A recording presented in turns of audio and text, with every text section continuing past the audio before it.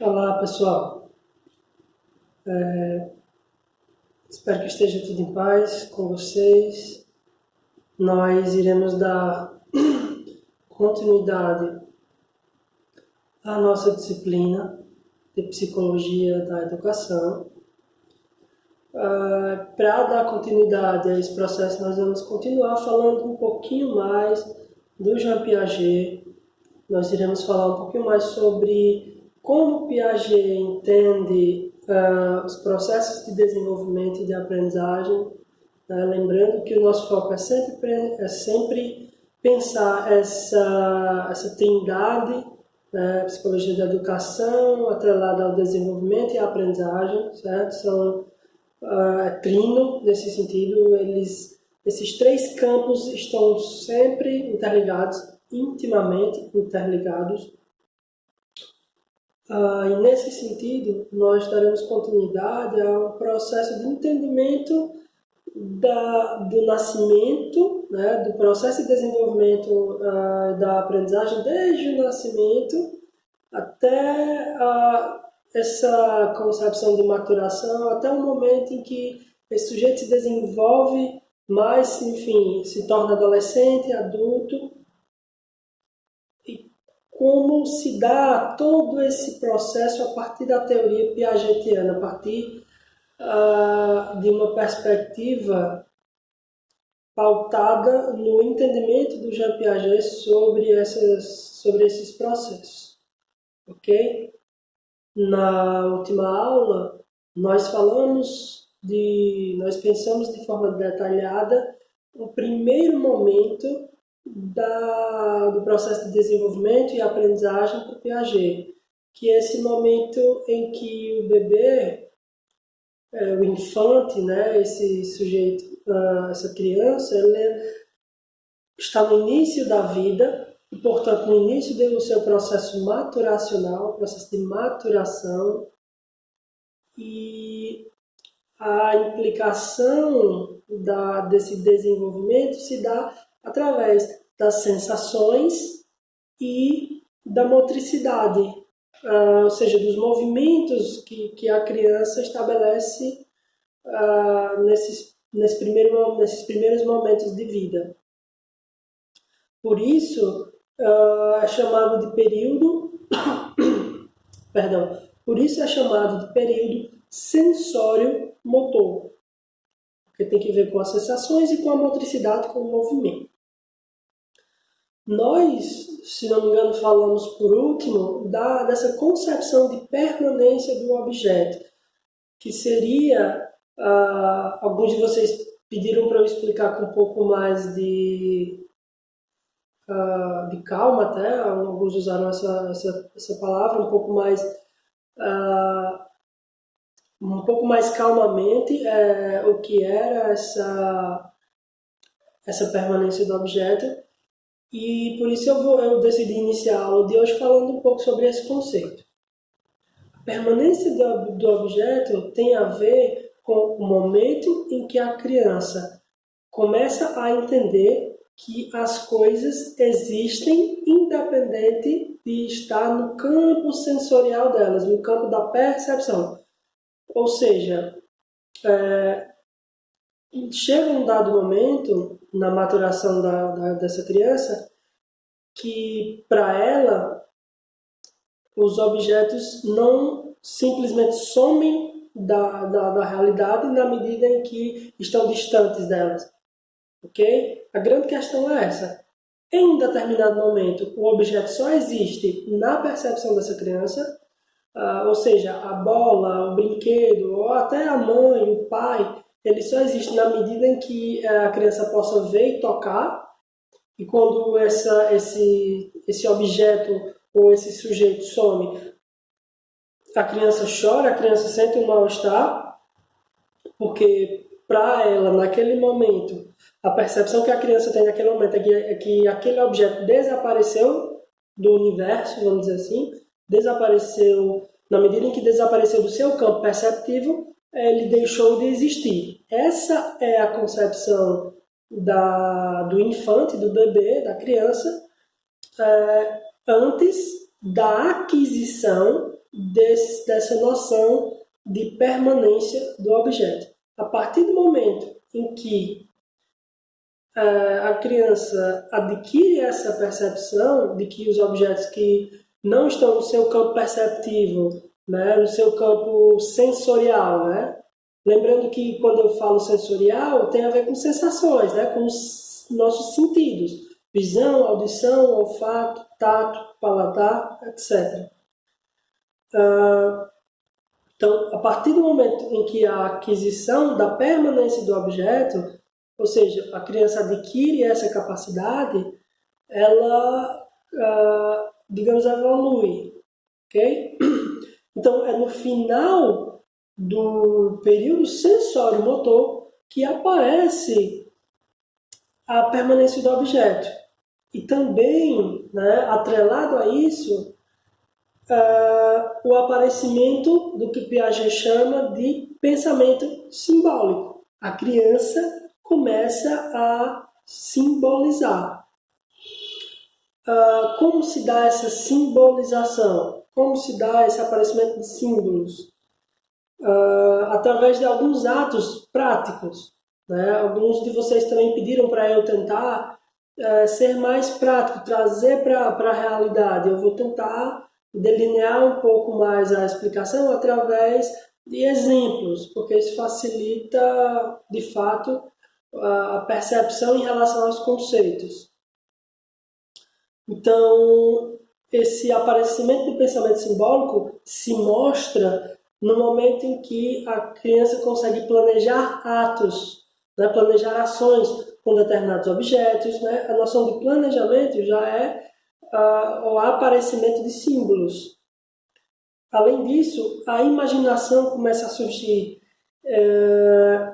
Ela começa a imaginar o que aconteceria no mundo real. Ou seja, ela já tem um pouco da percepção de que é dia, né, e de que é noite, e de que depois do dia vem a noite, depois da noite vem o dia. Então, até essa perspectiva temporal ela é mais efetiva. E também, nesse momento, no aparecimento do pensamento simbólico, a criança tem uma certa capacidade maior de colocar um plano em ação. Então, por exemplo, se ela quer pegar um objeto que está num local em que ela não tem acesso, ela vai conseguir planejar, né? Aquele momento, inclusive, extremamente delicado, quando a criança começa a subir nas coisas para pegar objetos que estão mais em cima, ou desce em algum lugar mais perigoso para pegar um objeto que está mais abaixo. Esse tipo de questão que acontece quando a criança começa a adquirir um pensamento simbólico e começa a planejar, né? Ela tem a capacidade de colocar um plano em ação, coisa que no período sensório-motor ela não era capaz de fazer. Essa é a grande questão.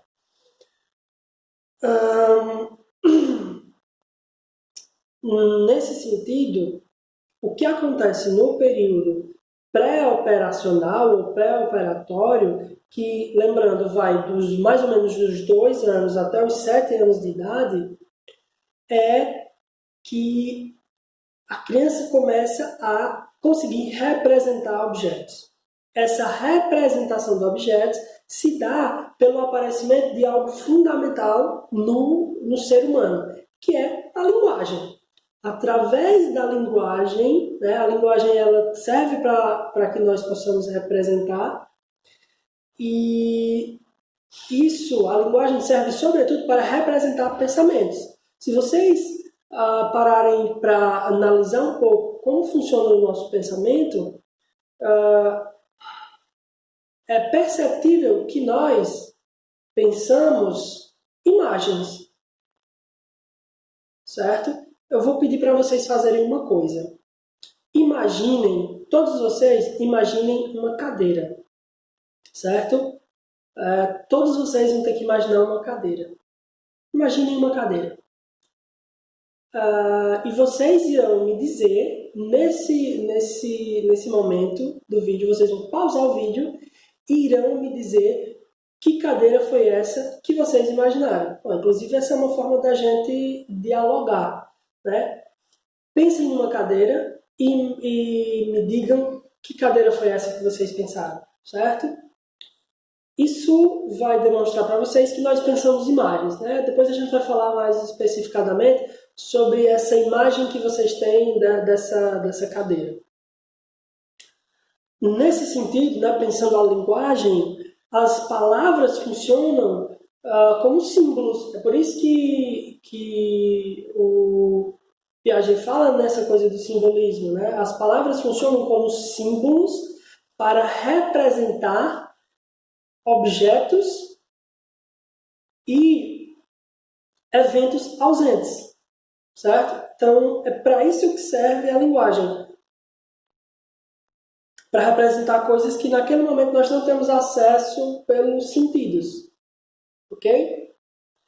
Inclusive, por isso que é difícil entender determinados conceitos, porque determinados conceitos, eles não são tão palpáveis, eles são muito abstratos. Né? Mas na medida em que nós formos desenrolando a disciplina, a partir do diálogo, né? Eu peço que vocês estejam sempre muito abertos comigo, né? Vocês ainda não falam muito no grupo, mas vocês falam bastante no privado, isso é interessante. Mas enfim, na medida em que nós formos desenvolvendo a disciplina, nós vamos aumentar essa capacidade de entender conceitos mais abstratos, certo? Então, o que acontece? Nesse momento do aparecimento do estágio pré-operacional, o que ocorre é que a criança começa a ter um acesso maior à linguagem e, por causa desse acesso à linguagem, ela consegue usar a imaginação e, inclusive, atribuir sentimentos a objetos inanimados. É muito comum, tá? Eu vou usar um exemplo para facilitar, é muito comum que você consiga perceber que uma criança olha para um objeto e caracteriza ele, né? E consegue atribuir sentimentos a ele. Então, a boneca está feliz, a boneca está triste, né? Ou ela está com raiva, ela está chateada. Inclusive, é a partir disso que mais na frente, na medida em que vocês forem estudando, vocês vão entender como determinados processos, determinadas atribuições de pensamento que as crianças colocam, né, de percepções imaginárias que as crianças colocam nos objetos, tem a ver com elas próprias, né? Porque mais uma característica do período pré-operatório, pré-operacional para o Piaget é que é nesse momento que aparece uma palavra muito famosa no pensamento da criança, que é o egocentrismo. Ou seja, egocentrismo é essa percepção de que há apenas a sua própria opinião. Um exemplo comum disso, né? Quem tem filho provavelmente já passou por isso.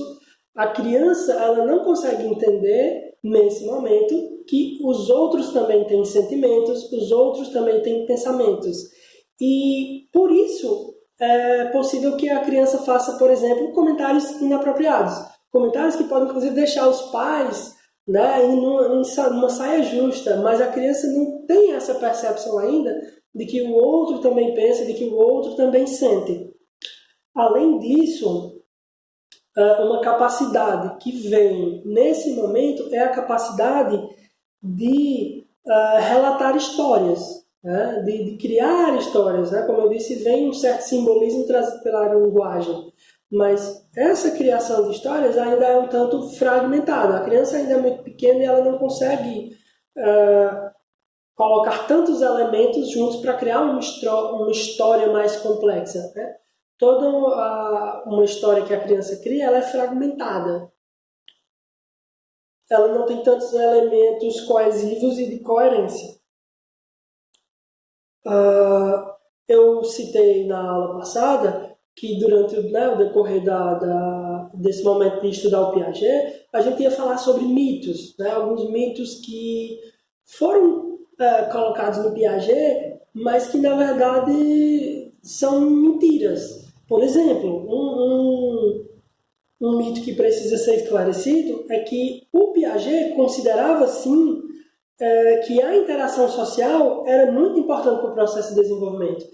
Existem ainda pessoas que acreditam que o Piaget ele simplesmente acreditava no desenvolvimento cognitivo, sem dar tanta importância ao desenvolvimento social, à interação social. Mas, na verdade, o Piaget ressalta que sem essa interação social, não há como ter uma maturação tão interessante, uma maturação que é muito importante, que é primordial para o crescimento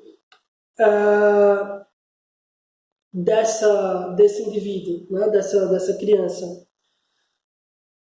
Tem mais um aspecto muito interessante que é que no estágio pré-operacional ou pré-operatório, a criança ela tem uma característica muito, muito peculiar, que é essa capacidade de lembrar e de imitar comportamentos que sugere, nesse momento, para o Piaget, que há ali a criação de verdadeiros processos de pensamento, né? Um pensamento, digamos, mais autônomo, né? Autônomo no sentido de conseguir imitar o comportamento de outras pessoas, ou até de animais, né? Tem criança que imita comportamentos de pessoas e animais com uma facilidade maior a partir do desenvolvimento e do bom desenvolvimento, na realidade, desse período pré-operacional. Por que eu digo bom desenvolvimento?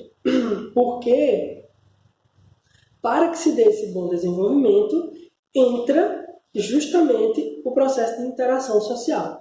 Na medida em que uma criança se desenvolve de forma maturacional, ou seja, cognitivamente ela está preparada para aprender certas coisas, mas ela não é instigada, ela não é estimulada, para o Piaget, isso vai dificultar esse processo de aprendizagem. Porque é a partir desse processo de instigar a criança que ela vai conseguir imitar esses comportamentos e aprender com eles.